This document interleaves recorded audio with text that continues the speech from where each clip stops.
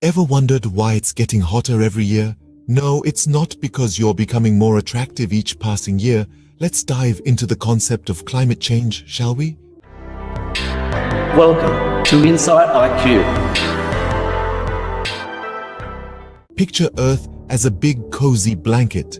The more greenhouse gases we pump into the atmosphere, the thicker this blanket becomes. And who's to blame for this? Well, it's like your annoying sibling who just won't stop cranking up the thermostat. We're talking about factors like deforestation, where we're basically giving our planet a bad haircut, and burning fossil fuels, which is like setting a millennia-old time capsule on fire. Then there's our industrial processes, which are like a never-ending pollution-spewing party. All of these are stitching extra layers onto our global comforter, making it a tad too toasty for comfort. So, while you may be hot stuff, unfortunately, so is the Earth.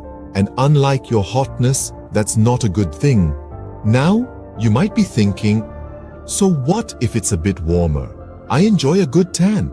Well, there's a bit more to it than just your summer glow. Picture this. It's not just about swapping your winter coat for sunscreen, but also about inviting the ocean right up to your doorstep. That's right. Rising sea levels aren't just for those beachfront property owners anymore. Thanks to our melting ice caps, we're all getting a taste of the seaside life. On the flip side, you might find yourself in the midst of a more intense storm than you bargained for.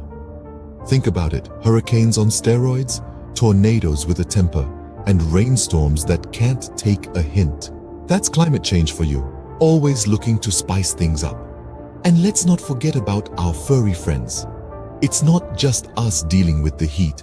Animals are losing their homes faster than a game of musical chairs.